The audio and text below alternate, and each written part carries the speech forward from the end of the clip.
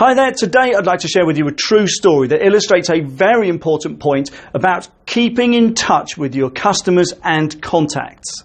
So, this story about keeping in touch with contacts and customers. Well, I want to tell you about a client who runs a first aid training company out in Leicestershire here in the UK, and he came to us, my website design business, to talk to us about building a website. So we went over and visited, had a good chat, we sent over a proposal for what we were hoping to do for him, and then we didn't actually hear anything for some time.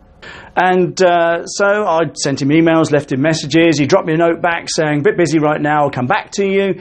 And I thought, okay, that's great. So we kept in touch. You know, a few months later, nothing had been decided, we hadn't really heard anything. I thought, okay, fine. We're just going to leave him on the email list because we told him that we were going to add him to our email list and leave it there. If he wants to become a customer, great. Now, what happened is that, you know, in our website design business, we typically send something out at least every 3 weeks to our wider database and also to our customers. So we didn't think anything of him. We kind of forgot about him and his first aid business. And a couple of years later, we got a message saying, Karl, can you come back and talk to me about a website? We're in a better position now to do something with it, and we'd like to talk to you more. So I went over to him and had another chat, and by then we'd put our prices up. He was okay with that. And so I said, you know, why did you come to us? You know, we haven't heard from you for a couple of years, and, you know, we thought that the lead had gone dead and you'd gone somewhere else. And he simply said, the only reason I came to you is because of the 4 people I spoke with, you're the only guys who kept in touch. I thought, wow. So we're now 1 in 4 web design companies who keep in touch with potential customers. Yes, we believed the lead had gone dead, so we just put him into our general database and just sent him our newsletter. It wasn't really a newsletter, our help letter, you know, useful stuff to help him in his business, etc., useful things about, you know, making most of his web presence and stuff like that. And 2 years later, he came back to us and said, well, you're the only guys who kept in touch. I thought, wow, isn't that interesting?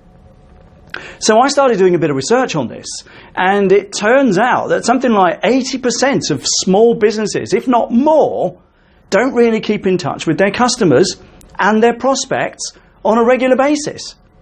Now, I know from my own experience with just that one there, and this has happened a few times now, I know from my own experience that if you keep in touch with people, that ultimately more people are likely to become clients.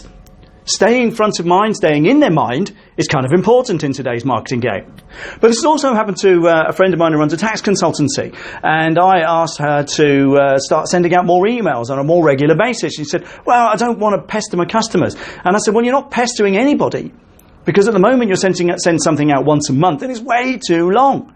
You need to send something out every 2 or 3 weeks. So she brought it down to every 2 weeks, and funnily enough, more people started becoming customers. And she said, well, why is that? And I said, well, it's a case of being front of mind. It's a case of being in their space on a regular basis. It's a case of reminding them that you're there. They may not want to do business with you right now, but if you're still in their space and still in their head when they do want to become a customer or are looking for what it is that you have to offer, then you are more likely to be the ones that they go to. So the message is really, really simple, really. Keep in touch. Even if somebody comes to you and doesn't become a customer, keep in touch. Because there's a distinct possibility, as with Harry and his first aid training company, that at some point in the future, even a couple of years later, they may become a customer.